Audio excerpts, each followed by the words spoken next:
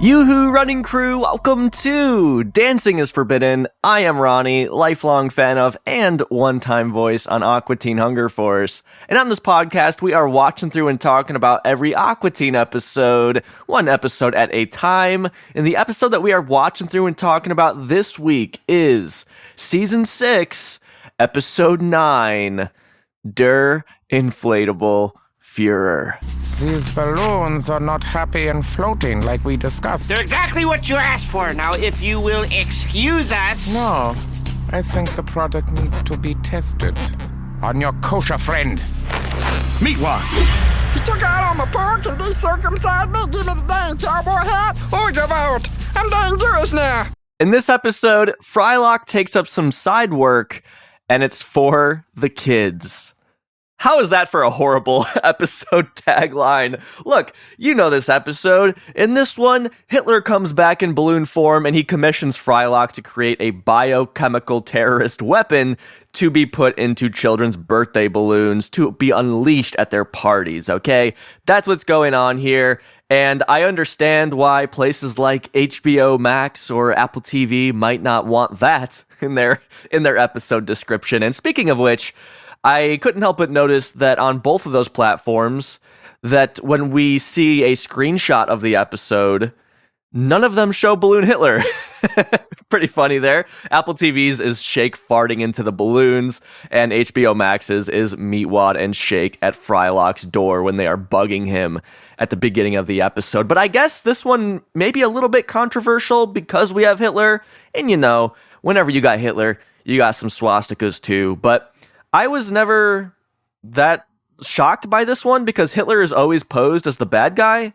You know, the show is never suggesting he's good. In fact, Master Shake even is appalled by this guy. So, yeah, we'll get more into this, of course, in today's podcast episode. And joining us on this one, I'm very excited to let you know we are joined today by Jay Wade Edwards. Jay was the editor and producer on this episode, as well as a voice on it. So, as always, Jay is great to have on the podcast. He always brings in some stuff to talk about. Jay brought in some production material that we will be going over that they used to make this episode. And Jay also provides some pictures of Balloon Hitler, some production photos that we will put up at dancingisforbidden.com for you to check out. So, Jay, he's great. He was one of the first guests on this podcast, and as of right now, he is the final guest. But before we can get to our final guest here, what do you say we go talk to my buddy Rob about what was going on when Der Inflatable Fuhrer debuted, when it was blown up out into the satellite waves. I don't know. Let's go talk to Rob about what was happening this week in pop culture. Check it out. Check it out, y'all. Check it out. Hey, right now, supporters of the podcast over at dancingisforbidden.com/support are getting the full version of this podcast episode, which includes this exclusive segment where my podcasting friend Rob and I are going through the pop culture of when this Aqua Teen episode debuted. This month, that includes, we are talking about Bill Hader, who is not only our guest star in this episode of Aqua Teen, but he is in the box office hit Night at the Museum, Battle for the Smithsonian, so we talk about that a bit. Rob also plays me some clips of Bill Hader because Rob is a big SNL fan. He brings the goods there. We talk about how this month in 2009, Scrubs ended, but they actually just brought it back in real time now in 2026. So Rob and I talk about that revival as well. Spoilers, we liked it. We're also talking about some music. For example, one of my favorite albums, Wolfgang Amadeus Phoenix by Phoenix, comes out this day in France, that Der Inflatable Fuhrer debuts. Rob's talking about Paramore, and we're talking about Adam Lambert, who was busy back here in May of 2009 losing American Idol. It's alright though, he won at the Game of Life. So, if any of that sounds fun to you, it was a fun segment. dancingisforbidden.com/support. Otherwise, let's go talk to Jay Edwards about this episode. Coming up next, Aqua Teen Hunger Force. Joining the podcast yet again, we have ourselves Mr. Jay Wade Edwards. Jay, where exactly is it that you're calling in from? I'm in Los Angeles. Ooh, LA proper. Yes. Well, yeah, East LA. Okay, I don't know the how to differentiate there, but to me, it's all Hollywood, baby. But when you live here, very little is Hollywood. It's weirdly the opposite. Yeah, it's like one small little section. Yeah. I mean, Yeah. my buddy, from his apartment, you could kind of see the Hollywood sign. So I assume that's all of LA, is you could always see the Hollywood sign. If you're on any kind of hill, you kind of can. Or in a tall building. Yeah, sure. Well, today we are talking about one of the most Hollywood of shows of all time, Aqua Teen Hunger Force. Sure. Insider. Really inside baseball, Aqua Teen Hunger Force. Always a Hollywood product. As we hear in the first episode of the show, Rabot, Master Shake's agent is in LA, so maybe that's you. We'll figure that out today. Yeah. Jay, I wanted to bring you on not only because are you one of the founding members of Aqua Teen Hunger Force, working yourself into the DNA of the show from the very first inception of it, really, but you edited the episode today, Der Inflatable Fuhrer, and you have a surprising little voice role in it, too, that I'm excited to get into. Yeah. I had to go back and rewatch a couple scenes and be like, where's my voice? We'll get into that. Der Inflatable Fuhrer made its Adult Swim debut on May 24th, 2009.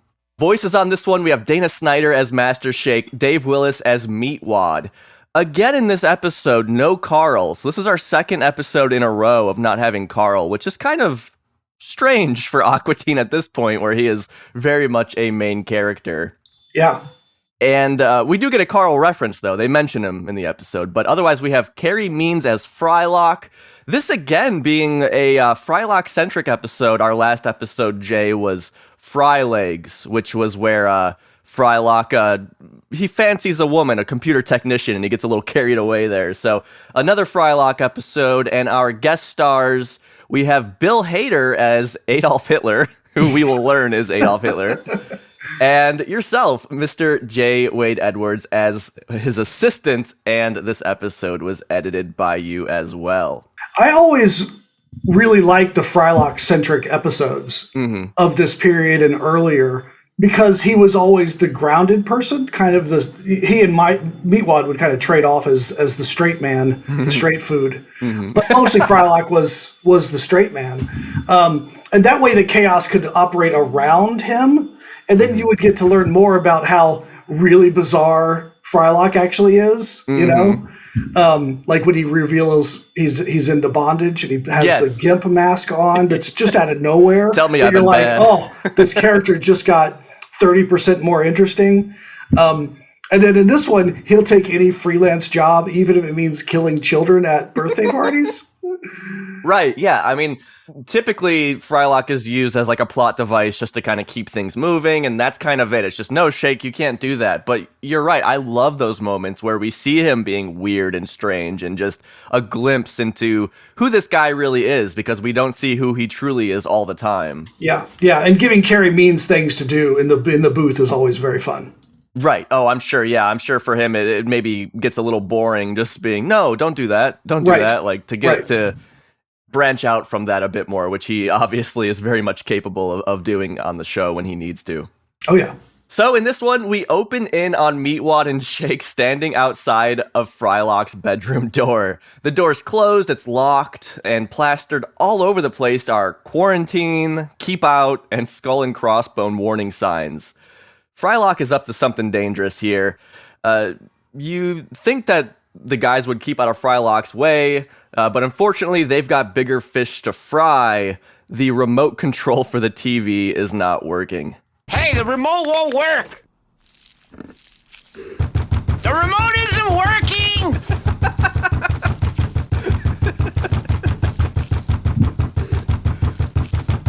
This remote isn't working! Just change the battery. We get a lot of that here. This clip goes on for a long time. I'm just going to play that much of it. But it is this great slice of life moment of just seeing what these guys get up to when normally, I feel like, and I love seeing that kind of thing. But Jay, you were miming along to the knocking there. And that kind of brings me to my first question of, can you talk about crafting these long, drawn-out segments for the show, because it seems like there is this fine line between making it funny and repetitive, but maybe going too far with it and making it, especially at the very beginning of the episode. Absolutely. Couple things. I watched the end credits, and the crew in 2009 is still really small. Radical Access is doing the animation, and there's a coordinator and Scott Fry, who's kind of the guy running the company, but then there's 4 people like doing the whole animation on the show, doing all the compositing, all the lip flap, everything. And I got solo editor credit on this one, which I don't remember editing the whole thing. It was a long time ago. But that was unusual. Later, we would like swap shows around a lot. Right. Bob Pettit doing props and backgrounds. Ben Prisk doing the Dare Inflator Fuhrer story illustrations, which are incredible. Like, it's still a very small crew. Clay Croker doing the animation for Inflatable Hitler. So yeah, like this time period is interesting. I went back and checked from 2005 to 2007.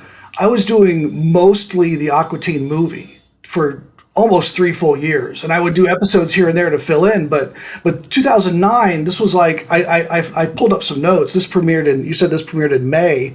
We started working on this easily in January. I found notes from Dave Willis from an email in January that year. So we were back in like just doing episodes. Like the machine was really cranking in this time. I think Bob mentioned this in the previous episode. Bob Pettit, our background artist. So 2 things about that opening scene. I'm pretty sure that sound effect of Shake knocking on the door is me pounding on my desk. There's a hollowness and a cheapness to the like it's not a hardwood door, it's a hollow door. Right, yeah, like a MDF kind of. Yeah, like most door knock sound effects are hardwood doors, and it sounds like it's hard and solid. I'm knocking on my hard desk. So we wanted something that felt, shittier. And so I know I did this for Space Ghost, where I pounded on the desk and used it for him, like doing his desk pound. Yes. And and in my brain, I did the same thing here, but it might also be a library sound effect that we found that worked perfectly. But in my brain, that's me pounding on my edit desk. And we would, of course, go back and forth. Once we come up with the idea of, here's the spot where we let things play out and go slow and wait for the joke to come around. Like, that's usually a combination of me going too far in the edit, and then Dave and Matt reeling me back in or extending it a little bit. It's just it's just a matter of, feeling it out without overthinking it, without like, and the sound effects, editing the sound effects in those moments makes or breaks it. That repeated quick pounding. If it's slower, that moment feels completely different. But since it's just one pound after another, as quick as the sound effect can register as not like a blur, like a machine gun. Yeah, that's what makes the pregnant pause work. And that's all trial and error. Yeah, I guess that's to the pros of it being this collaborative process, to where you can go a little far with it because you know that somebody will speak up if it does feel like, hey, this goes on a little too long here. Right, and there's no telling if that was in the script or not. I looked, I didn't find a copy of the script, the original production script. Who knows if that was in the script or not? They may have been something we just came up with in the edit. I'm glad you mentioned Space Ghost, because obviously this whole idea of these long kind of pauses, regardless of what they're filled with, they really are pauses, goes back to Space Ghost and what you guys would do on that show of having, 5 seconds of just dead air. but rather than it being like, well, what's going on here? Like, it's a part of the joke. It is very much intentional, as opposed to most other forms of media, it would be unintentional. Right, and in live action, that's a product of the actors adding pauses to their performance sometimes, and sometimes it's editorial where you're cutting around to create a beat that wasn't there before. In animation, it's all edit. So editing the dialogue was when they're talking quick and talking over each other slightly, that is to the frame, Yes. And Dave is like, take out a couple frames there, take out a couple more frames, make it tighter. I think the phrase he would use quite often is dick bone tight. Oh, I know. I was like, that's a little graphic, Dave. Not really. I would just be like, okay, I know what you mean. All right, Dave. I'll get that dick bone tighter. All right, I'm sorry about that. So yeah, when the dialogue is fast, it is to the frame, and when it's long, you really play it out. This kind of like jazz. Yes. Everybody takes their turn. Yes, exactly. The other thing that you said that kind of, I don't want to say surprised me, but you talked about you recording like a knocking on a desk. Like, obviously we've seen in episodes where you as the editor would record a scratch line or something and it would just be kept because it's like, that works. Let's go with it.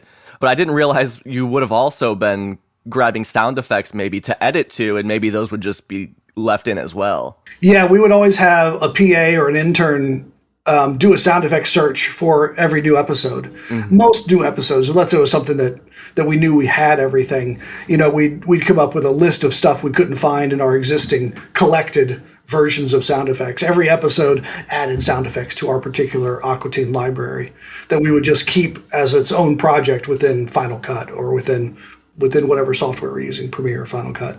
So yeah, when we couldn't find something, we would just make it for sure. And I'm certain my VO in here is scratch that stuck around. That's what I was gonna ask. 100%.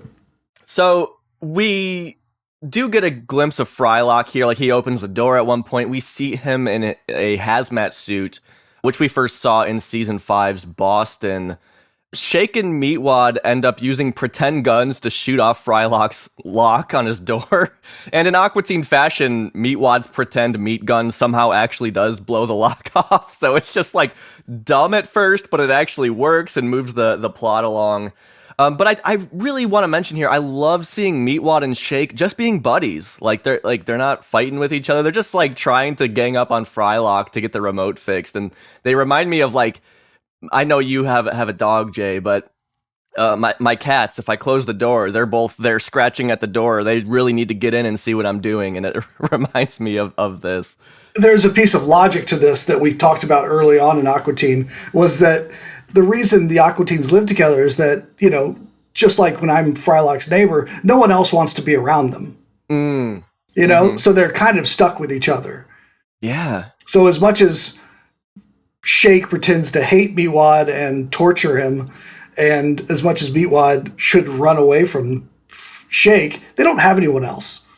So they'll just come up with things to do with each other. That makes a lot of sense. I'm glad that you said that, because for me, just seeing this, I'm like, okay, it's good that we see this kind of stuff because it makes sense why they hang around together. Because if Shake was just always killing Meatwad's pets and stuff like that, it's like, well, why wouldn't they kick him out? But also, like you said, it's like, well, they don't have anybody else, so it makes sense that they would stick together. Right. They need to talk to somebody. Exactly. So Shake will talk to Meatwad.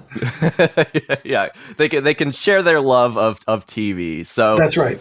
Shake tricks Frylock into opening the door again by saying he has a package, revealing Frylock's shocking experiment of sedated mice. Their balls are very visible here. Chemicals, microscopes, and balloons. Don't touch that. Thank you. I can't believe you remembered. I mean, it's only 5 months away, but still. This ain't no damn surprise party for you. I know, Shake. It's for me. Hooray! Happy birthday to me! This ain't for nobody. I'm designing a deadly airborne virus to be compressed with helium and inserted into balloons to be passed out at children's birthday parties. Oh, well, that answers the dead mice question. Yeah, I thought that was a petting zoo. Okay. So this is fun for you? Look, it's just a freelance gig, okay? And it pays very well, so if you'll excuse me, I have a video conference meeting to attend. So we have Meatwad and Shake here shocked by Frylock's actions, which is not common. We saw again last episode in Fry Legs where it was similar. They're like, what the hell is he doing? And it's the same thing here, but in this different way. Yeah. And I'm looking at the notes that I got from Dave of this first scene. Mm-hmm. And one of them is, do we have shots of mice? So I think I was probably waiting on Bob's mice background to show up so I could cut to it. Oh, expressions on Master Shake and Meat after Fry reveals what he's doing. So we need to see there. So Dave is already attuned to the comedy of seeing Shake and Meatwad flabbergasted by what Frylock's doing, and accentuating what Frylock is doing as being unusual. Yeah. Yeah. Right. In the animation list that you provided to me, Jay, we see dead mice, then in parentheses, decircumcised, which at first my thought was, well, do they mean uncircumcised? But no, decircumcised, as we will learn, is a different thing. Yeah. We'll see swastikas in the episode, but for me, seeing these mice balls was a little bit more surprising. I mean, Bob Pettit, anybody out there, if you need drawings of dicks like he did in Dickisode or balls like you see here, reach out to Bob Pettit. He's the expert on this stuff. That's right. It reminds me of my favorite kid joke. Why do mice have very small balls? Why? Because they don't like to dance. So a friend of mine used to like love to ruin jokes. So she'd say like, "Oh, tell a joke about the mice who don't like to dance." I mean, I don't see the point in telling that joke now, but okay. So here, I like the juxtaposition between the seemingly dead mice, whatever's going on with them, and the happy, fun, bright balloons that Bob has done for this. Bob Pettit seems to have come up with his own kind of Hello Kitty ripoff designs as well that we'll see on some of the balloons. But it's cool to see Frylock working here. Again, it feels like a peek behind the curtain in terms of like how the guys can afford to pay their rent. Right. Because we never really see them working at all a whole lot, but occasionally you'll see Frylock up to something. This is one of those instances. He's got to take science jobs, man, and science jobs ain't always moral, as we will. Right. I remember this episode where Frylock reveals his secret dream is to open a meat and three restaurant, like a fried chicken restaurant. Mm-hmm. Mm-hmm. It's like another line that just comes out of nowhere, and you're like, "What?" Oh. Yeah, I think in one of the special features, we see Matt and Dave writing an episode, and we see Matt I think Matt or Dave throw one of those lines out for it. It's the cloning, which we will actually talk about later in this episode because there is a similarity to it. But Frylock throws the guys out and hops on his video call with his shadowy, ill-intended benefactor called Radolph. Hey, Radolph. Is the package ready? It's close. I have a couple of more tests. How did it work on the Jewish mice we sent you? They're Jewish mice? Jewish, yes, we converted them. The males were decircumcised. Yeah, I did see that. But the Jewish people don't do that, right? Mice, they do not like monkey skin added to their privates. No matter, for they will be dead soon. Well, no. They're more like asleep. But it is a deep sleep. Simon, this is not what we asked for. Well, you only gave me 24 hours. I mean, I can't make them explode. Certainly not from a virus. But we thought you could. Well, I can't.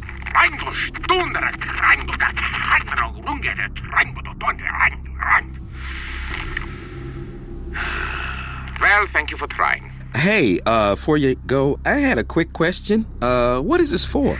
There are no questions. You have your money. Deliver the package at once. What's that behind you? Is that a map of Israel? I said no questions! You know what? Transmission over. Thank you. So it sounds like Frylock already has the money. I guess Radolph pays up front. I do remember this episode was very fun to edit because of, I guess it's Bill Hader doing Hitler. Yes. Yeah. I wasn't there for the voice record. I assume it was long distance. But his improvs were so fun, and we had so much to play with. The challenge was just like picking the right ones and making it all work together. So, because I do remember his VO being very, very fun. Oh, I'm sure. I mean, that's a good pivot. Let me just talk to everyone here about Bill Hader a little bit, our guest in this episode. What I find interesting is before Bill was the actor that we now know, he was like a production assistant on things like The Scorpion King with The Rock, on reality shows like The Surreal Life. So he just kind of got in as a PA. He rose to prominence when he joined Saturday Night Live in 2005. His most famous character is Stefan, which I think debuted around this time, but funny enough, Jay, Bill also played Vincent Price in a lot of SNL sketches, who we were talking about last time you were on the show. During this period here in 2009, he was a consultant writer on South Park. He would then go on to be a producer on 49 episodes of that show. In 2007, he appeared in Superbad, which led to his appearance in a bunch of Judd Apatow films. More recently here, you may have seen Bill in It Chapter 2, and to me, he was like the only watchable part of that movie. It was not as good as the first one. He has a show called Barry, or he did, and as of 2026, Hader is making his official jump to feature film directing. He is currently in production for a psychological horror film titled They Know, starring himself and Linda Cardellini. So, Bill, I wanted to go through this because he's kind of a jack of all trades. Like he's done a lot of stuff, writing, directing now, producing, acting, but he really rose to prominence because of his improv. And that's how he got on SNL. And that's very much what I was wondering in terms of the read of how much was Bill playing around here as Hitler and how much of it was in the script. Oh yeah, David Matt would always encourage, doing the line as scripted and then just going, going off. And with Dave and Matt, like doing the other voices, they tended to record the guest voices early in the process they could, unless it was a name actor that they had to wait on. And I don't remember if Bill Hader came in early or late on this. But then they could always improv their own answers to his improv, because they would record Meatwad and everyone else later. But yeah, he even did this under his own name. Oh yeah, you're right. He's not credited as a pseudonym. Yeah, as a pseudonym, which is I didn't unusual. think about that. Yeah, he's like, fuck it, I don't care. Oh, I guess at this point he probably just wasn't in SAG. I don't know.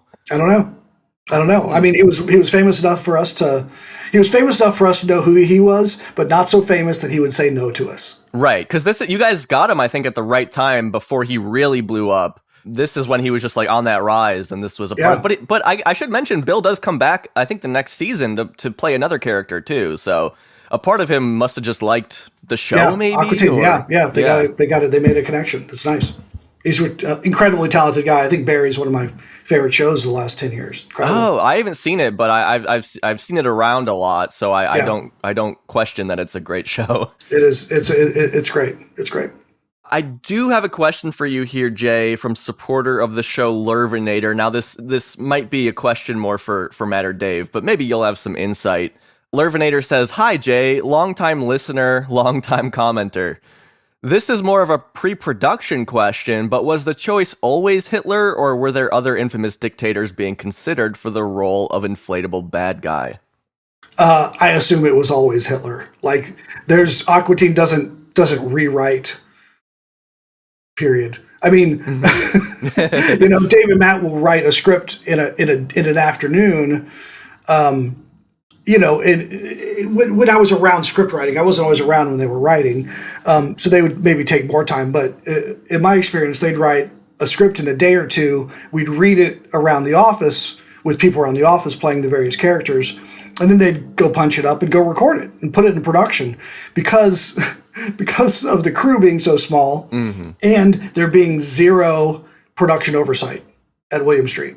When I've worked for other bigger companies, every script gets reviewed by every department, standards and practices and legal and production, and just like creative production, where you're getting creative notes on your script from various entities. And when I worked at Disney, the note was always, what does it mean? What do we sell it? What are we saying to children? Let's make sure there's a lesson involved. And Aqua Teen and Adult Swim in general hated lessons. Just hated them. That mostly came from Mike Lazo. If there was a lesson in a show, he would excise it and make it Dadaist bizarre on purpose. And so there would be Aqua Teen episodes that would make it to air with, standards and practices and legal would see it. But creatively, like Lazo or anyone up the chain at Adult Swim wouldn't see an episode until it aired. So we could move pretty quickly from script to record to production with no one else chiming in. Right. So I think, and that you could tell that with some of Aqua Teen's ideas. They're like, this is crazy, run with it. And then it just runs out of control. And so, yeah, because of that structure, they were allowed to do that and not overthink things and not like second guess, should we make a Hitler balloon? Like, that's fucking weird. Let's do that. Yeah, I mean, I'm glad you mentioned no lessons, because maybe that's why, to me, subconsciously, when I first found Aqua Teen, it felt so different. It wasn't like that kind of just classic structure of like, especially when I was like 10 or 11, I was used to seeing kids shows that were giving you a lesson. This, it felt like I was just like hanging out with these guys as stuff just happened, and then that was it. Yeah, they would decide to not deal with whatever had come into their world and go back.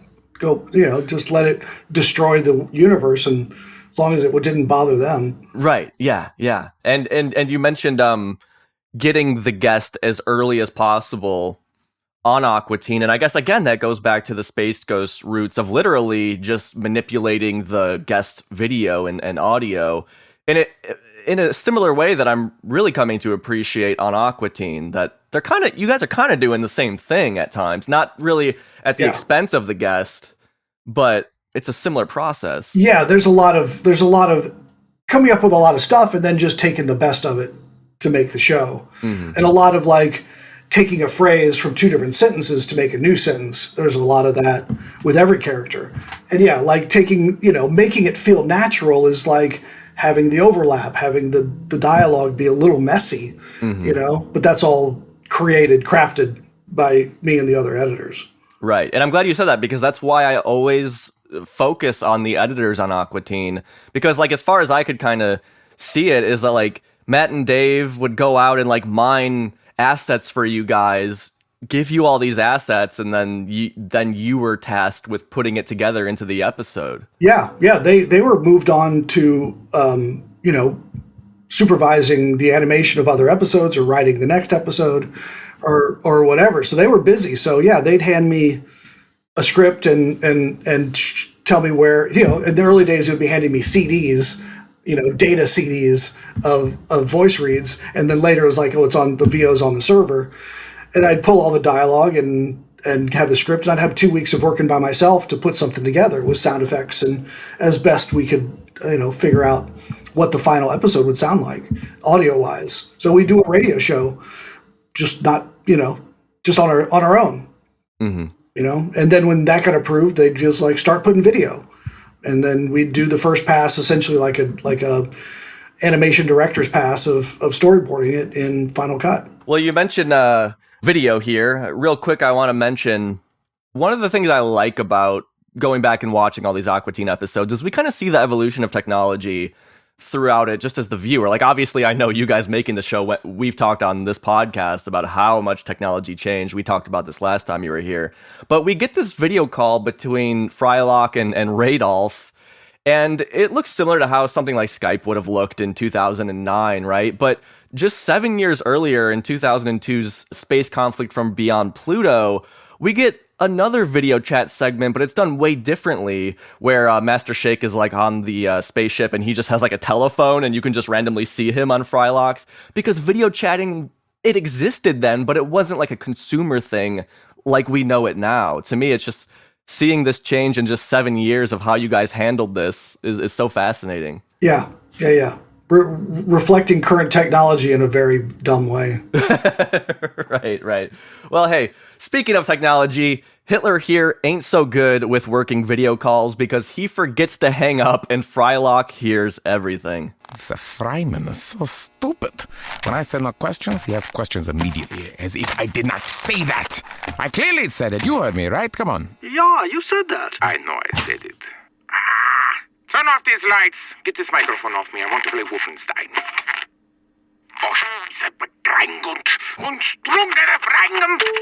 Oh, hell! I can't be a part of this. I told you. It's unethical. It's immoral. I have standards. Oh, hell. What am I going to do, Shake? I'm supposed to make a drop this afternoon. Look, don't worry about this. I'll take care of it. So in that clip, the lights flick on and we see the guy is some sort of balloon Hitler, and his assistant is you, Jay. Would you like me to repeat that line for the audience that missed it? You ready? Yeah, you said that. Yeah! I could repeat that line perfectly. What is it? 17 years later, because it's the only way I could probably say that line. I only have one delivery, and it happened to be good enough to make the cut. Well, that's great how that worked out then, I guess. I mean, so you suspect that was Scratch then? Like, you just did that to edit to, and then they just kept it? Yeah, you needed...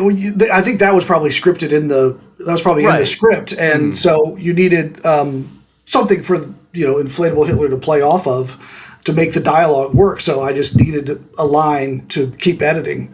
So I would do that a lot, is record scratch lines, and rarely would they... I mean, sometimes they'd stay in, but Dave would replace it with his own voice quite often. Sure, yeah. But I mean, here it stayed in, and I was surprised. I kind of wondered if this was not Scratch, because whenever I hear you on the show doing a Scratch line, or if it stays in or doesn't, because, for example, like in Plantasm, we get the animatic of that, and I think that we can hear some of your Scratch in that film. It's always just like your normal voice. So for this one, you doing an accent, I was wondering, I'm like, was he just doing that around the office or what? I just wanted to, make it play, so I had to put in my best German. A supporter of the show, UK No Tamashi, has a question for you about this. He asks, have you thought about doing more voice acting work? I think your best work was on the episodes The and Boston. If you need something that is very non-actorly, don't give me any emotions to project. I could probably pull that off, like in like The Neighbor, who's just very nonplussed at Frylock. Yeah, just like, leave me alone. Yeah. Stay away from me and my wife and my children.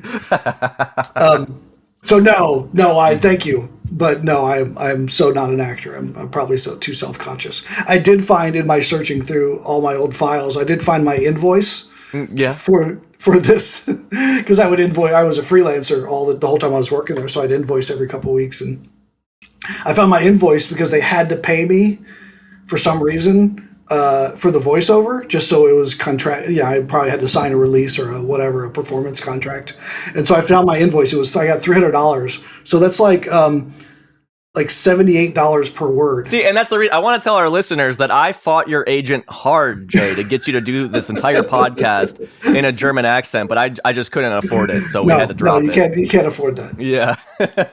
I could only afford for you to reread that line. That was it. That's all I could do. We hear in this scene that Hitler wants to play Wolfenstein, which is a first-person shooter where you kill a bunch of Nazis. So I wonder if that was in the script or just an ad lib from Bill. That's a good question. That might have been in the script. Jay, have you ever been into any video games? No, I've never been a real video game guy. Not even a baseball video game?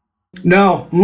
No, I should probably do some research into that. We see what's happening here. Frylock has got this moral dilemma. Shake is being supportive of him again. To this, is like, we don't see this a lot, where Shake's like, don't worry, man, I'll help you out. Frylock is tasked with inventing a biological weapon to unleash via children's birthday balloons at their parties. Shake says he'll take care of the whole Hitler situation. In typical Aqua Teen fashion, we cut to him playing golf in the living room. I'm not going to play anything from that, but it is very funny. Shake says he's like, I have to hit the ball into the cup before we can leave. Then, it's Aqua Teen. A bunch of things start exploding. We cut to the park, and Shake is eating Mexican and Chinese food and filling balloons with his farts, which is his replacement for the biochemical weapon that Hitler was requesting. The man himself comes driving up in a Mercedes-Benz 770K made of balloons. That's the famous car that you would see Hitler in. I had to Google that. I don't know that off the top of my head, full disclosure, but I'm like, doesn't he ride in a car like that? He does, and of course, I'm not surprised that Bob Pettit would have modeled this after the real something thing. Historic, yeah, a historically accurate balloon car.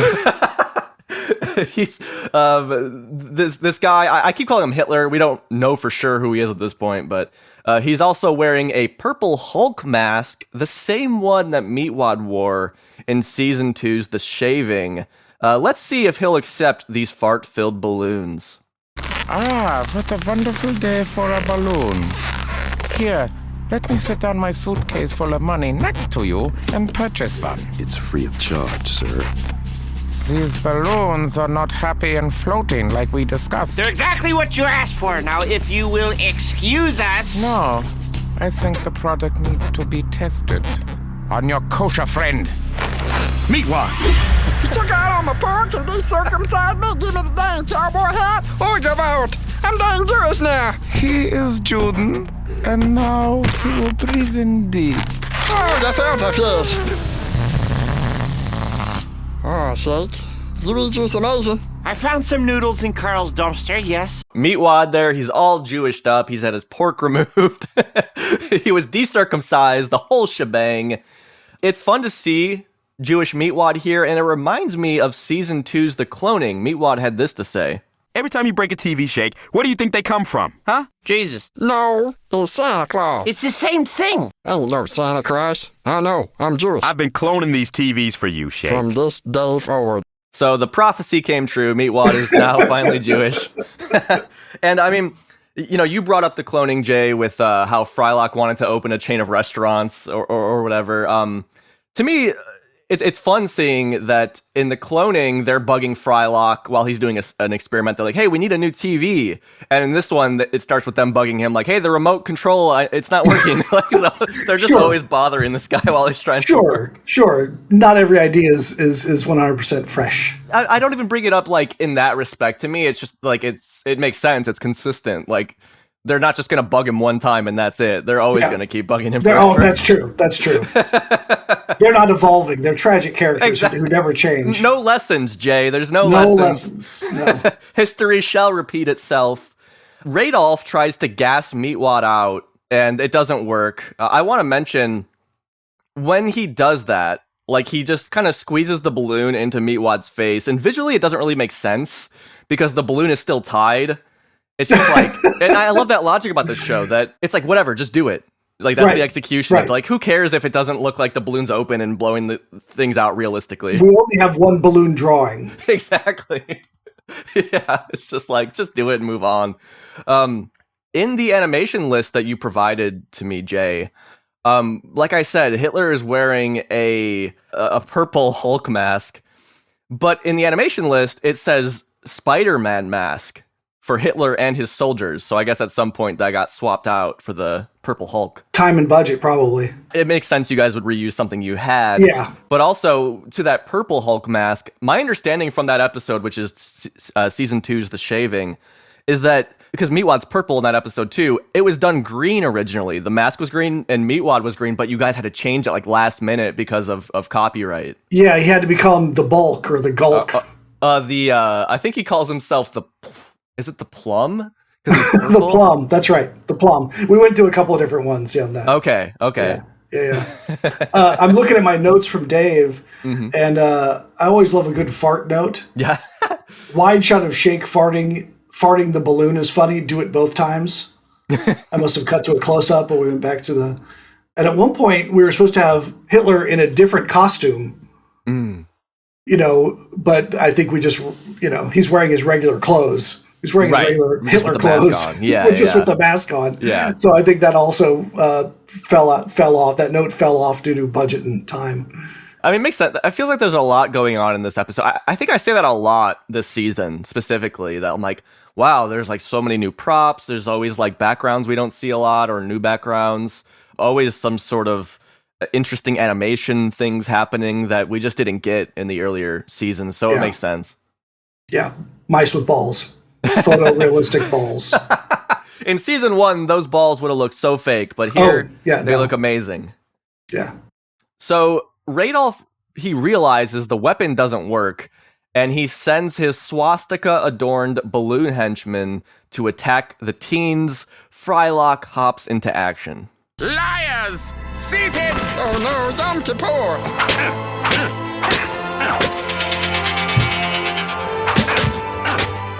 Frylock pops the balloons just to be rushed by another wave of them. We get another sequence of that. And I love this action sequence, especially since Frylock, like, he has laser eyes and all this stuff. But here he's just using an ability we've never seen before, which is a sharp French fry. And, I've seen a pointy, sharp McDonald's fry or two in my day, Jay. I have a question for you from UK No Tamashi, who asks, What was the thought process behind putting together the scene where Frylock fights the two waves of Hitler's Nazi balloon henchmen? Dave just wanted an action sequence. Dave and Matt just wanted an action sequence. So I probably just went in and realized that to do this in a wide shot was too complicated. So I would just cut to close. I would show Meatwad or Frylock popping a balloon, the first balloon, in a wider shot, and then just cut to close-up the balloons with the fry arm coming in, because that's the only way I can figure out how to do it without spending too much time, and you could keep the action going. Right. You know, anytime like Frylock's fries have to do anything, that's just me taking a single French fry and moving it behind Frylock, not frame by frame, but like keyframing it to do things. And so that's always just like tediously time consuming, Sure, yeah. So like the scene where Shake attaches wires to Frylock and then Frylock knocks out of his hand and then it explodes on the ground, that probably took me a day or two. Okay. Just for those two shots of all that motion happening. Just because it's, that kind of action is, I'm moving things frame by frame almost. Right. And we don't get that kind of thing a lot in Aqua Teen, which makes it, special when we do. And I love the juxtaposition from the beginning of the episode where it's just knock, knock, knock, knock, knock, knock, knock, knock. Right. So like this little action sequence you expect it just to be the one sequence of just popping the balloons once, but no, there's like two fights that happen back to back. I know. So silly. And yeah, I mean, we get lots of swastikas here, which is funny because sometimes they're backwards. And I was like, I think one of the first times we see Hitler, the swastikas are backwards. I'm like, oh, did they do that to maybe like to get past S&P? But then I realized, no, sometimes they're the right way. It's just because you guys flip the image. He's only facing one way, and then to make him face the other way, we flip the entire image. Yeah. So we don't have to draw it again. Right. Balloon Hitler is a complicated character. Like he's got a lot of arm motions. I pulled up the Photoshop, and it's like 75 layers deep. Wow. Okay. Yeah. I've got some stuff here that I can show you, and I'll send you these files if you want. Yeah. We'll put a picture of what we're talking about here up at dancingisforbidden.com. Here's like just Hitler's arms. Oh, okay. Like each arm gets its own layer.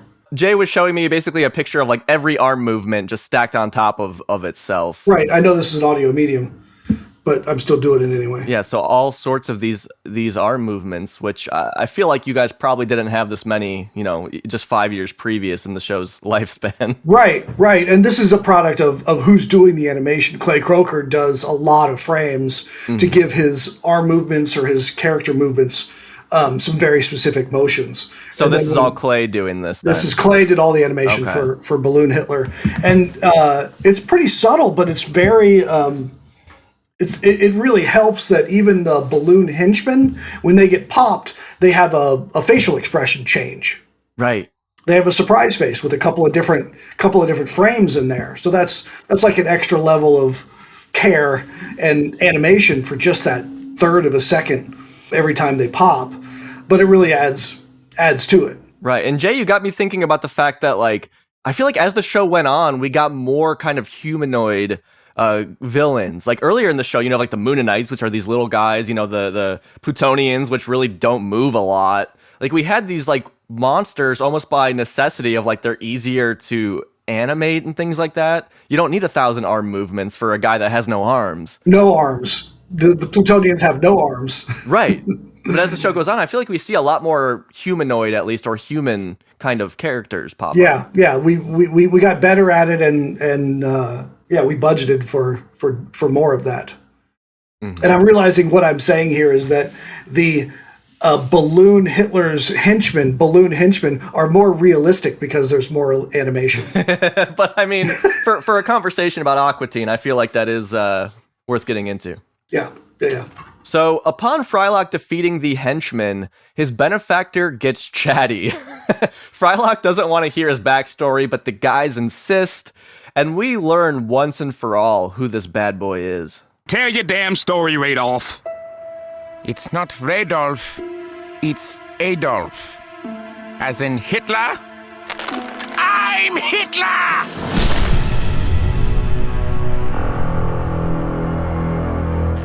Radolf is my screen name. Come on, you guys, put it together. And in that moment, Adolf does like the Heil Hitler salute. I don't know what it's called, but I guess I'm kind of confused here because it seems like Frylock didn't realize this was Hitler. To me, it seemed a little obvious maybe, but I mean, granted, it's kind of wacky to assume it's actually Hitler himself and not some sort of copycat. We get Hitler's backstory here on why he's a balloon with some amazing illustrations by Ben Prisk. This is a little bit of a long clip because we got a lot of backstory, but it's a good backstory. 1945, the Eagle Nest. Things were, shall we say, going downhill. I was so bummed. I love my Schwarzenegger tablecloth, the silverware, blood carafe, knickknacks, oh. So I'm thinking I'll smuggle it all out of the country in a balloon up my, shall we say, personal gas chamber. Get it? My ass. Yeah, we get it. Say it! Say what it is! It'll make you laugh! Fine, I go on with my story. So, I try to squeeze it in, but too much, right? Boom! I explode from having too much of my decor and housewares up my ass. So my soul entered this balloon, and I live on to create a perfect race of Aryan balloons to control the world! Oh no, Yom Kippur! Oh no, Yom Kippur. So yeah, basically in 1945, nearing the end of World War II, Hitler didn't want to give up all his Nazi gold and other assorted doilies and things that he really enjoyed. So he stuffed all of his belongings up his ass with a balloon, but it was too much and he popped, leaving his soul to live on as a balloon. Yeah, the illustrations are great. I really love the swastika salt and pepper shakers. Yeah. Yeah, and all of these drawings here done by the wonderful Ben Prisk, who we've talked about plenty on the podcast. Like, he did the outro, like the classic outro to the show, like the Aqua Teens on the moon, like Lincoln, the Sphinx. That's all Ben Prisk. I actually coincidentally just spoke to Ben yesterday. We recorded an episode of Meat Kingdom with him, which is Matt Malero's YouTube show. We were kind of talking about this. First of all, I asked him if doing something like this would have made him uncomfortable drawing all these swastikas, but he said no. As an artist, I think he's willing to explore anything that needs to be to make the vision come true.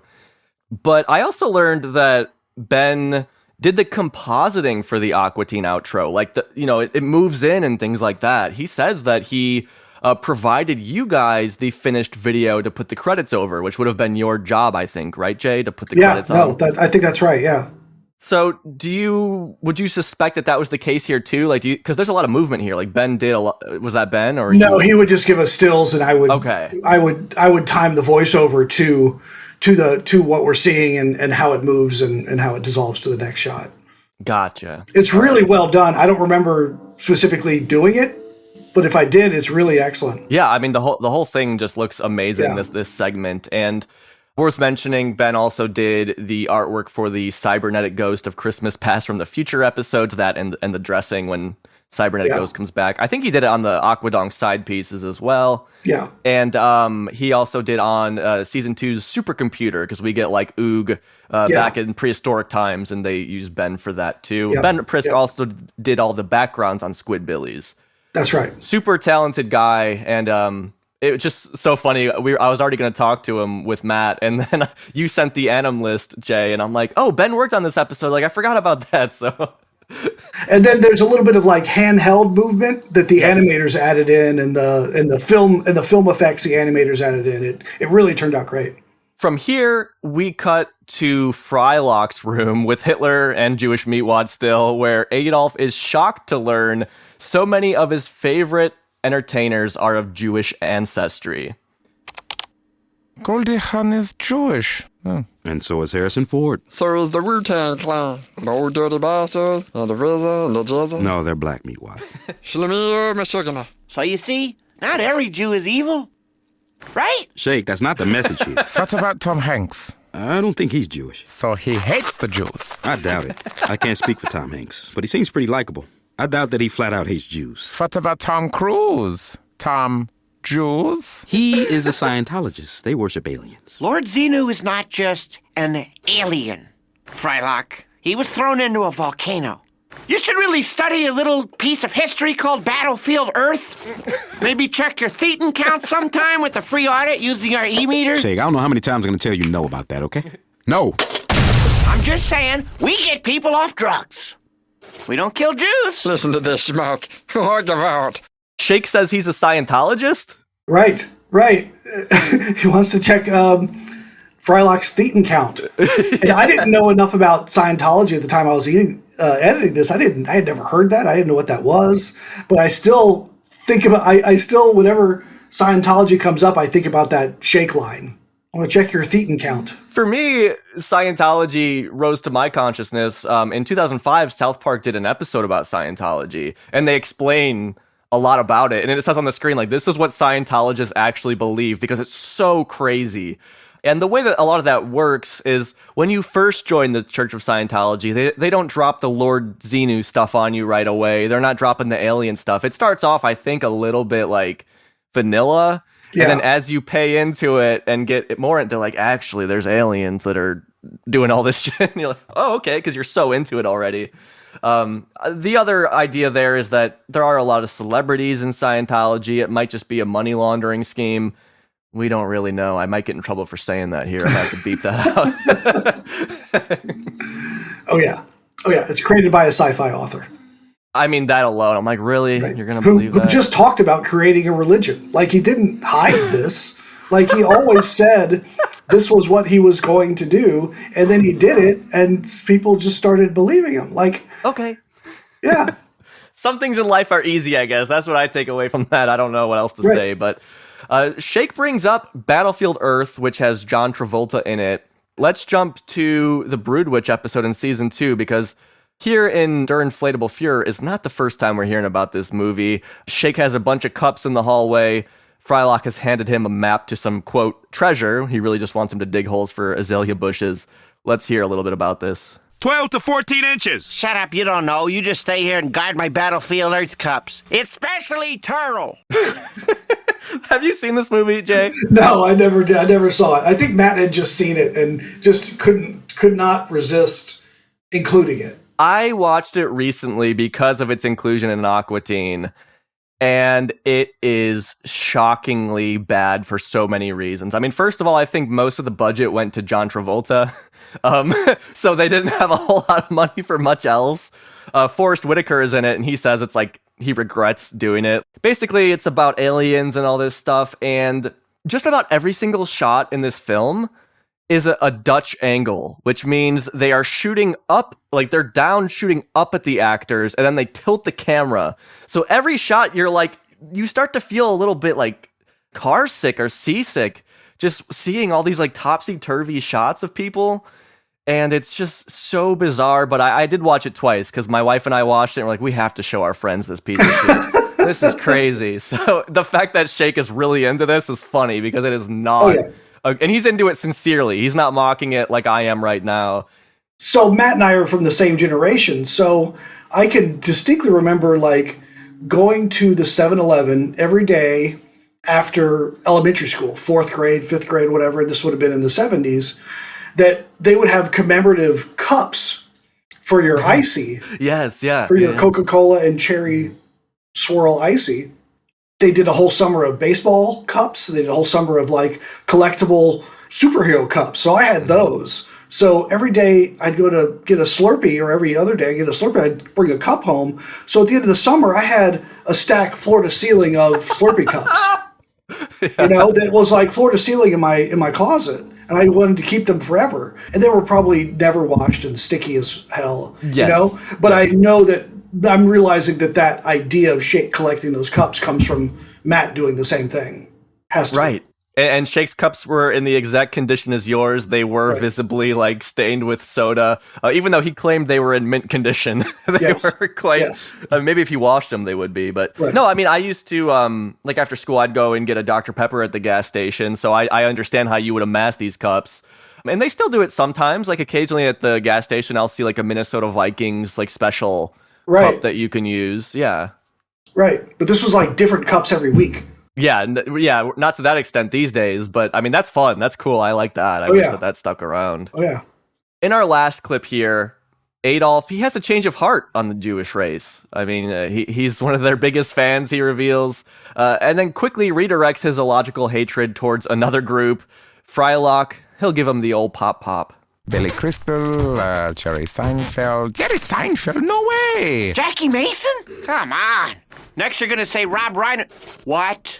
Ben Stiller, the Beastie Boys, Bob Dylan, Adam Sandler, all Jewish. The guy who's the water boy? But I love the water boy!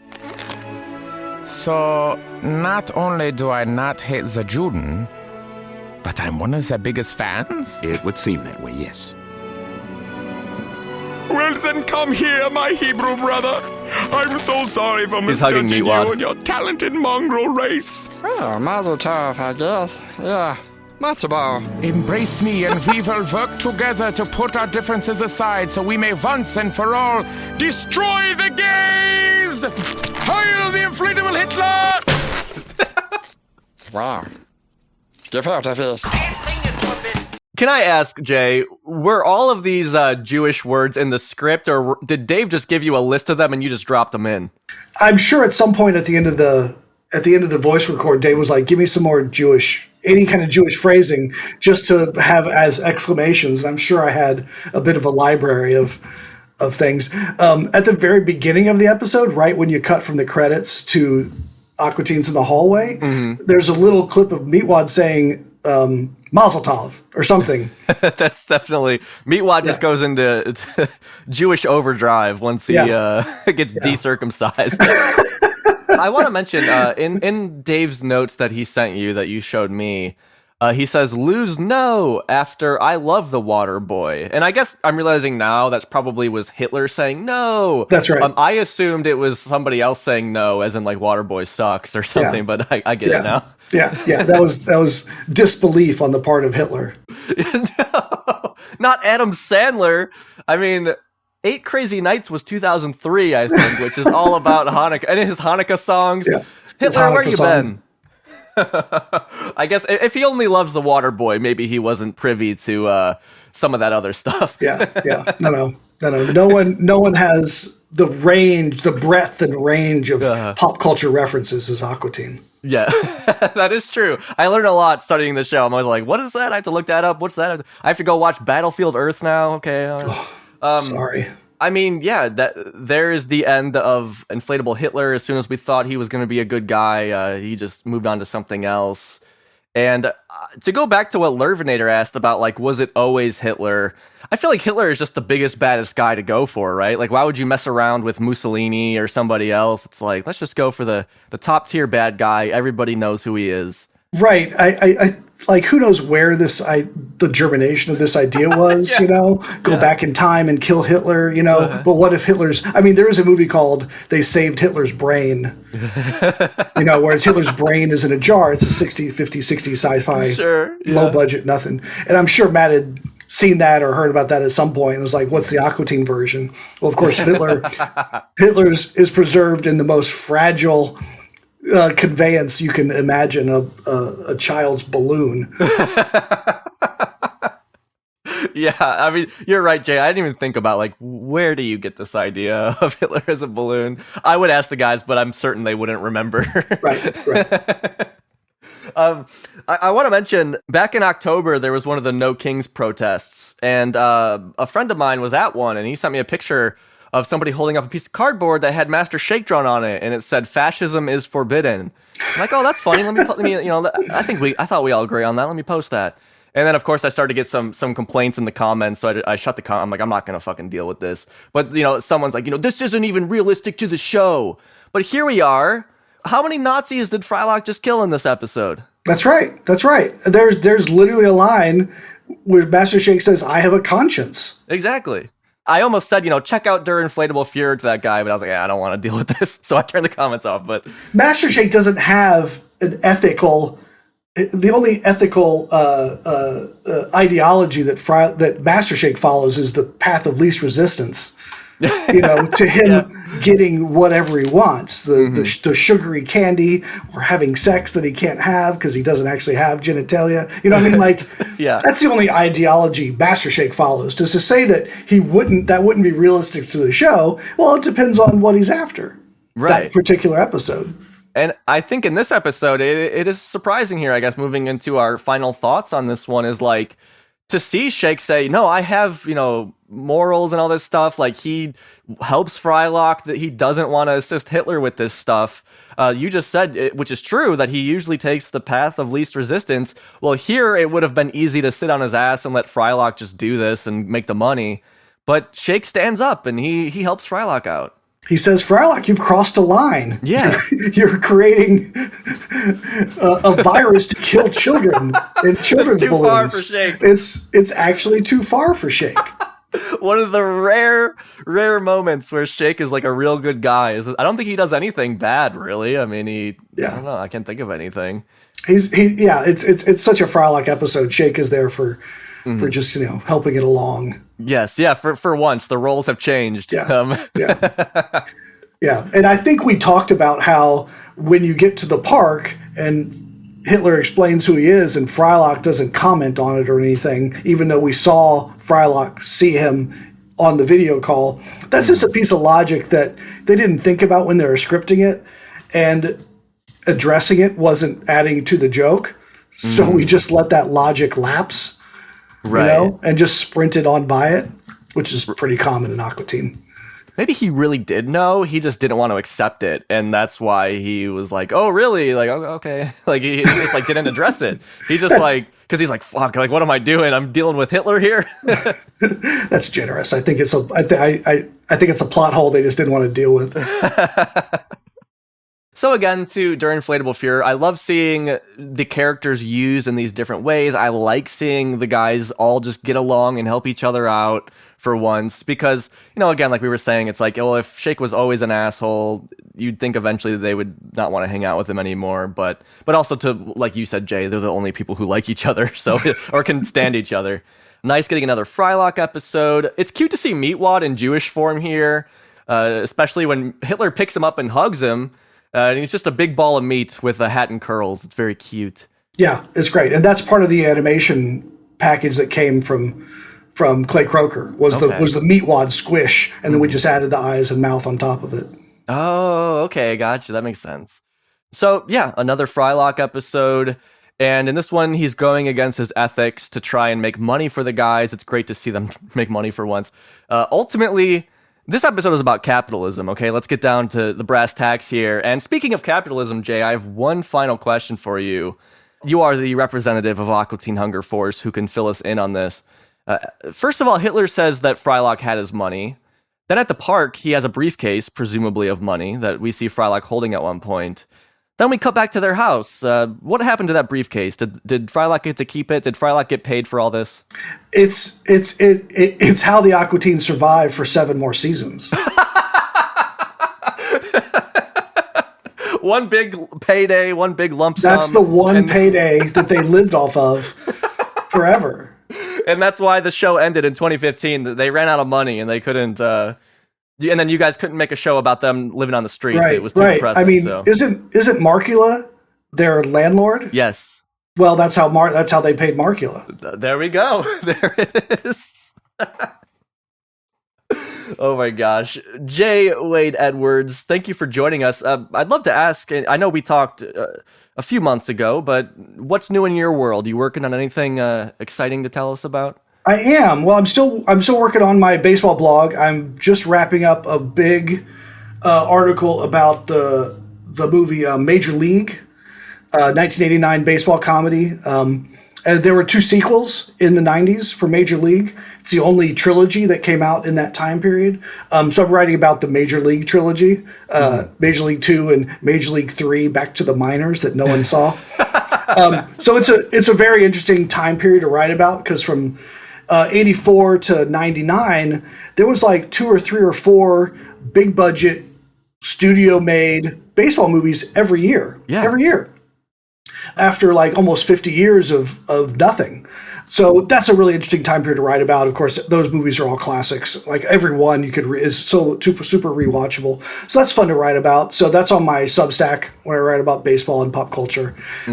Tinker, Taylor, Soler, Spezio. Yep. I'm bad at marketing. So check that out if you want to read about baseball. A little baseball history, a lot of baseball songs and baseball movies and baseball art. I say this every time, but I'm not a baseball fan, really. I don't watch the games or anything, but I love your blog, Jay. Like, as someone who doesn't know much about baseball, there's always a lot there that is worth anybody checking out. It's more about, I guess, the humanities, if anything, than just, it's not like a hardcore baseball. Here's the stats. That's right. Here's the players, that kind of thing. It's more about history, but it's in a way bigger context. I try to write it for both my baseball nerd friends and my music nerd friends and my movie nerd friends. So yeah, like it's non-denominational. Right, yeah, and I'm just saying that so anybody who's interested. Jay is a fantastic writer too. Oh, it's always fun, and they're always pretty short too. You're not keeping us around for pages and pages. It's a 5 minute. Most of the time, it's a 5 minute read. This one's a little longer, but yeah, I think it pays off in the end. Yeah, so that's really fun. I'm still doing that. I am a freelance, TV and film editor, and I've had a good run of editing indie feature films for the last 5 years, which is super fun. Just me and a director making it work. I end up working for years, sometimes for years on these things to get them done. So there's a couple that are in circulation. My favorite that I've done, I feel like 2025 and 2026 is the revival of the Midnight Movie. Like I think the Midnight Movie is coming back. Yeah. So I worked on a sci-fi Western stoner comedy with a little kung fu in there too.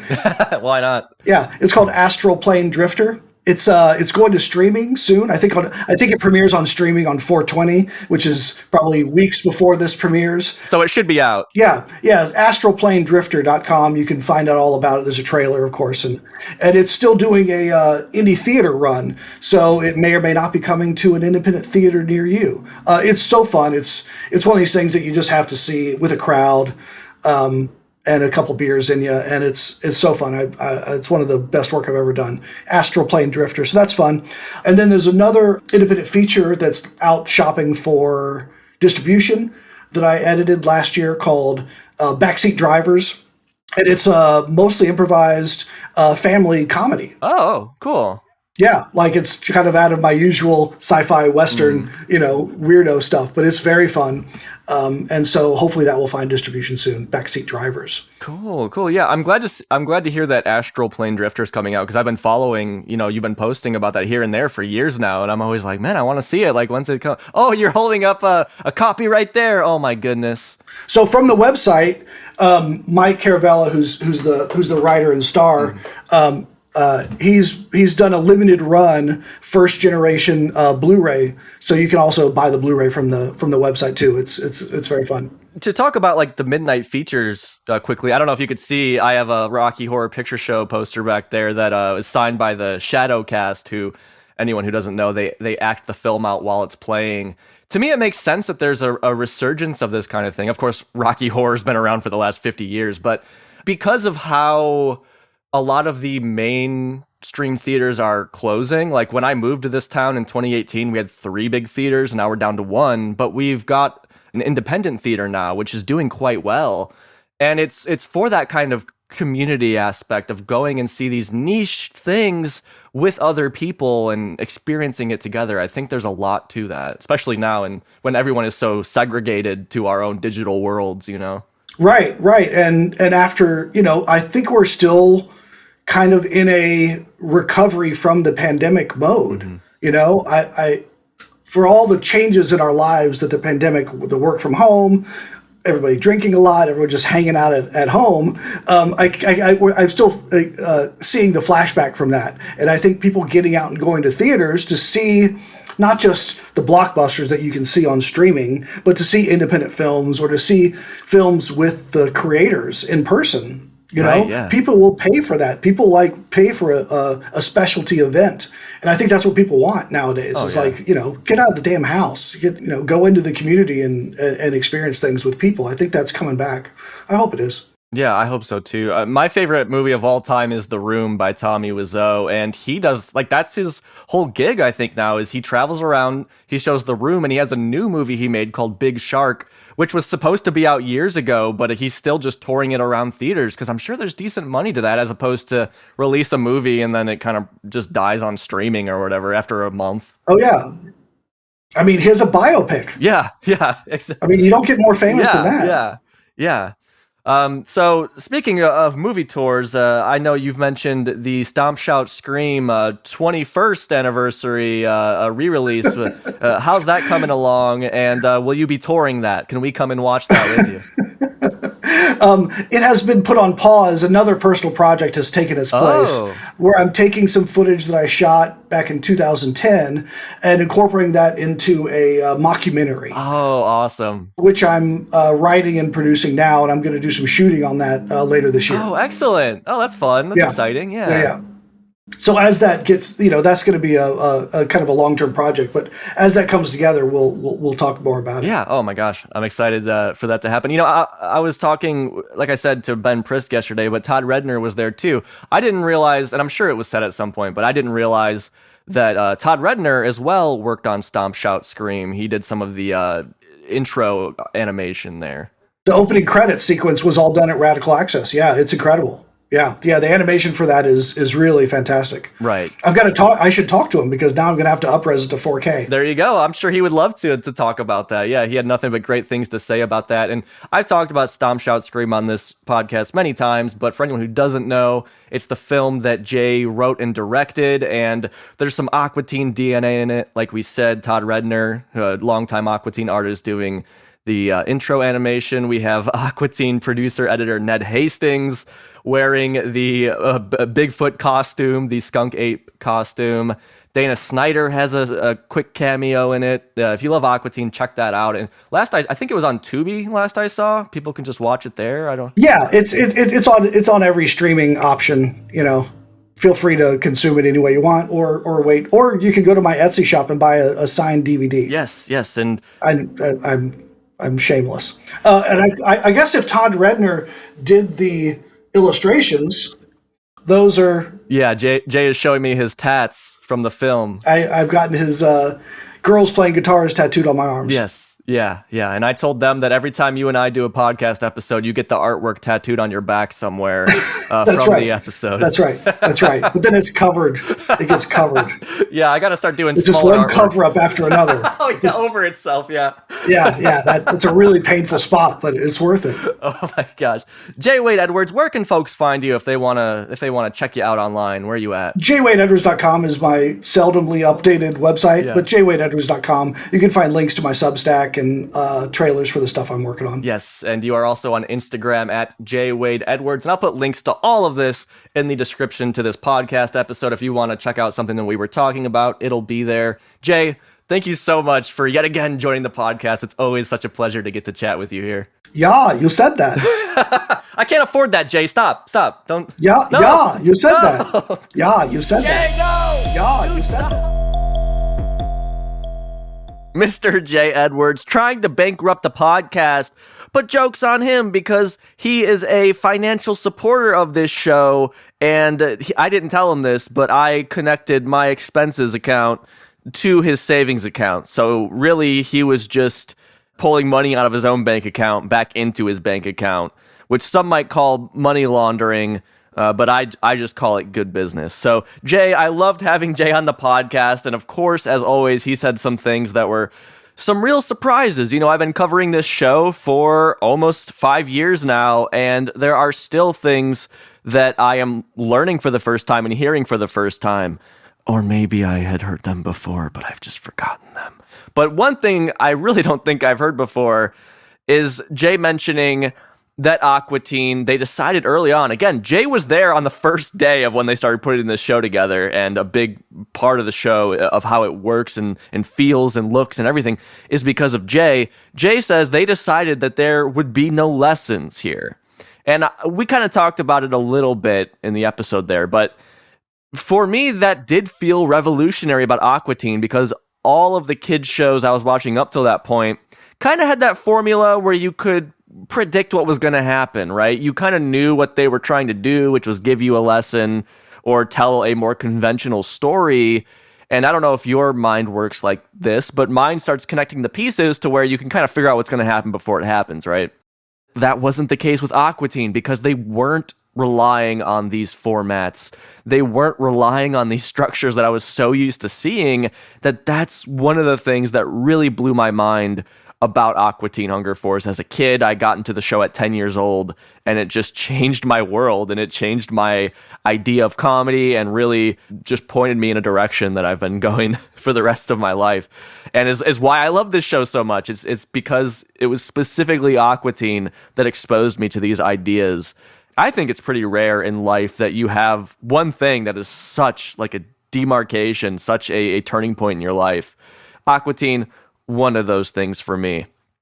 To Der Inflatable Fuhrer, one thing that I forgot to mention as Jay and I were talking through the episode was I love the scene at the end there, right before they pop Hitler, when all the Aqua Teens are all hugging Hitler too. Like you have Hitler hugging Meatwad and then Shake and Frylock come in to hug Hitler.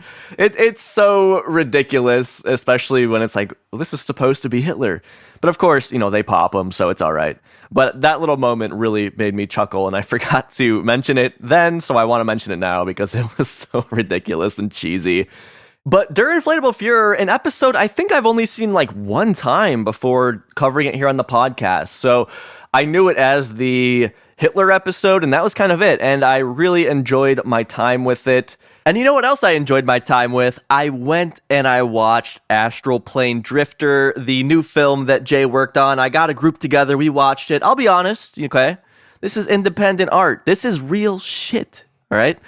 Some people loved it. Some people weren't so crazy about it, okay? That's for you to decide. But there's there's a crazy moment towards the end that I'm still thinking about. I enjoyed my time with Astral Plane Drifter. If you want to check out some independent media here, link in the description to this podcast episode. I liked it. I enjoyed it. Had a good time with it. And while we're on the topic of independent media, why don't we talk about Matt Malero's YouTube show, Meat Kingdom? You could watch that for free at meatkingdom.net. It's the interview show I do with the guys. I talk about it here all the time. You heard me tell Jay, we had Ben Prisk, who did some of the art in this episode, who technically did art in all of these original Aqua Teen episodes because Ben did the outro credits there at the end. But Ben very much did some great work here, and he was so fun to talk to. I was really looking forward to talking to Ben because he's really one of the first people from Aqua Teen, like Jay, but I think I talked to Ben before Jay. Ben was like one of the first people from the show who would tell me things when I reached out to them. And that's not to say that the other guys would ignore me. It's that most of them weren't on social media when I started the podcast. But Ben was somebody who was always around, always happy to answer questions for me, and was just somebody I was so excited to talk to. It was a great hangout. Check that out at meatkingdom.net. It was just so much fun talking to Ben. I want to talk to him again, maybe do like a formal podcast interview with him or something like that. As many of you know, Matt and I have been working hard on our cartoon called Those Cats, and that actually leads me into a bit of an announcement regarding the future of the podcast. I'll reiterate this next month in the last one forever and ever episode, but for those of you still listening now, I wanted to give it to you straight just so you know. After we wrap up our Season 6 coverage next month, I'm putting Dancing is Forbidden on hiatus. To be honest, an episode of this podcast takes me anywhere from like 5 to sometimes 7, 8 days a month to produce. That's not 8-hour sessions or anything, but it is time spent, and I've reached a point to where I just can't do right by the podcast and the cartoon at the same time. I have the opportunity to make something with the guy who created my favorite series, and I just can't pass that up, and I can't keep splitting my focus like I've been trying to, because it just keeps ending up to where I can barely work on the cartoon. I want to be clear, this isn't the end of the podcast. If I wanted to quit, I would just say that. I've been doing this for 5 years, and I still want to cover every single episode of Aqua Teen, but right now something has to give so that I can get this cartoon to where it needs to be. So I'm incredibly excited about this next creative chapter, and I hope that you guys are too, as Aqua Teen fans, because I'm trying to do this thing with Matt that hopefully lives in the same world of Aqua Teen. But, I mean, if you've been listening from day one, I presume that you are you like me and you're like, oh yeah, cool, go do something else and have fun with that for a while. I mean, the reason I started this podcast was to do something creative, and when you do one thing consistently for 5 years, it's still fun, it's still enjoyable, it's still satisfying to do, but the idea of focusing on something else for a little while is a little nice. So thank you for sticking with me for so long. We'll get back to this eventually, but for now, I'm clearing my plate to focus on those cats. So stay tuned for next month. I'm trying to put together something really special for the season finale. I hope you'll have fun with it. So, hey, thank you so much for listening. As always, hanging out, talking teens with me. If you appreciate the show, just sharing the show, telling a friend about it would help. But if you've got some extra cash weighing down your pockets, which in today's economy, I know we all do, okay? I know that we do. Oh, we do.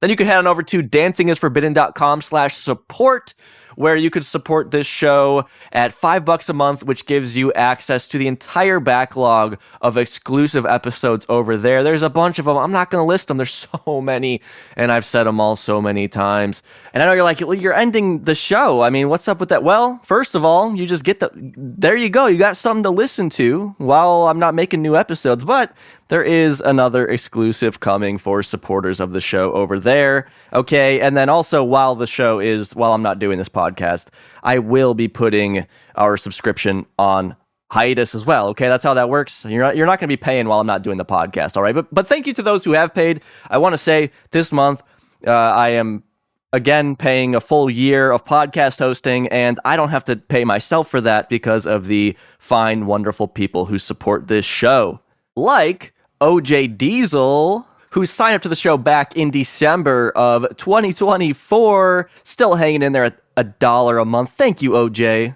OJ's been listening for a real long time on the podcast there.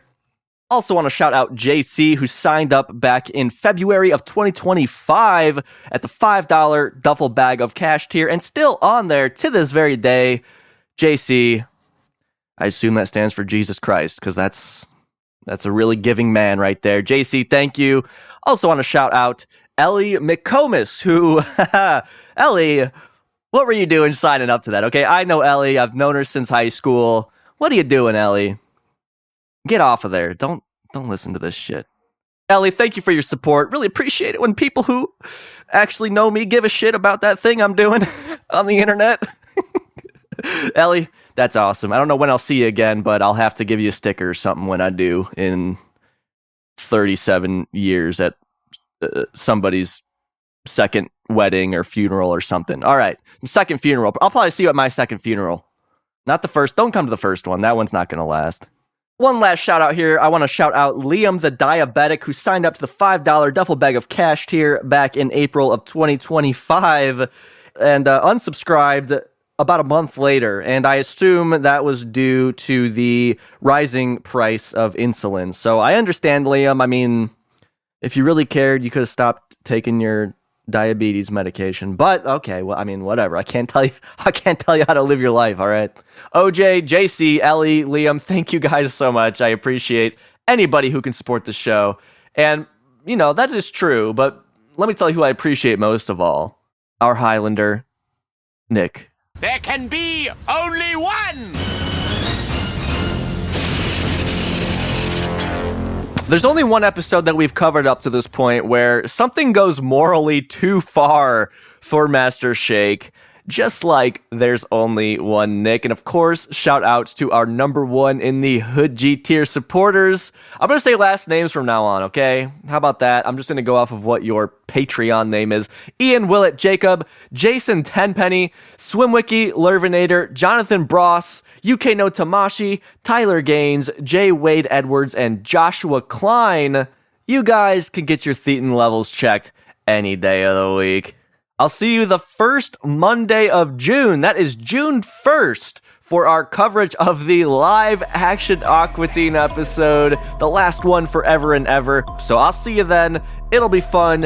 It'll be a good time. Looking forward to it. Till then, keep it cool. Take it easy. Bye-bye.